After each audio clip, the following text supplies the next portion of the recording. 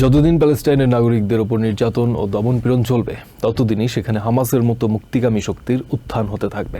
প্যালেস্টিনিয়ানদের প্রতি অন্যায় ও বৈষম্যের কথা বিবেচনা না করে সবকিছুতেই ইরানকে জড়ানোর চেষ্টা করলে কখনোই মধ্যপ্রাচ্য সংকটের স্থায়ী সমাধান হবে না। সুইজারল্যান্ডের দাভোসে ওয়ার্ল্ড ইকোনমিক ফোরামের সম্মেলনের ফাঁকে এক সাক্ষাৎকারে সব কথা বলেন ইরানের vice president for strategic affairs Javed Zarif. তিনি অভিযোগ করেন, ইরানের পারমাণবিক অস্ত্র তৈরির সক্ষমতা নিয়ে ইসরায়েল ও আমেরিকা সবসময় মিথ্যাচার করে আসছে।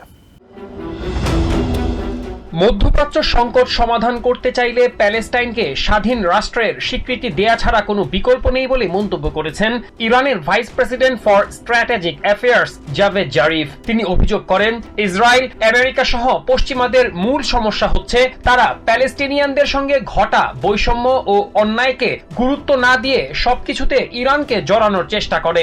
ইরান, হামাস, হিজবুল্লাহ ও অন্যদের সহযোগিতা করে আসছে। পশ্চিমারা সবসময় এমন অভিযোগ করলেও ইসরায়েলিদের হাতে প্যালেস্টিনিয়ানদের নির্যাতন নিপীড়নের বিষয়টি কখনোই আলোচনায় আনা হয় না, যার ফলে প্রকৃত সমস্যার সমাধান সম্ভব হয় না বলে দাবি করেন জাভেদ জারিফ।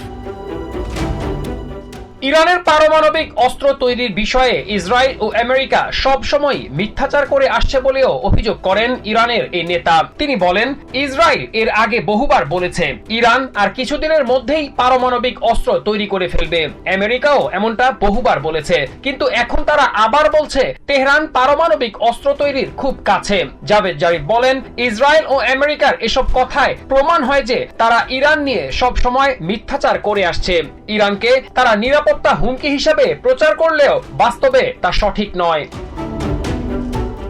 জাভেদ জারিফ বলেন, ইরান শুধু হামাস কিংবা হিজবুল্লাহ নয়, যেখানে মানুষ নির্যাতন নিপীড়নের শিকার হবে সেখানেই তারা নির্যাতিতদের পাশে দাঁড়াবে।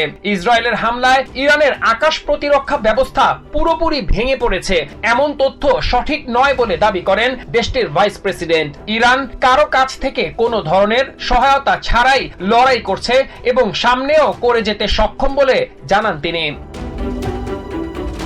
Masum Hasan, TVN 24 news desk.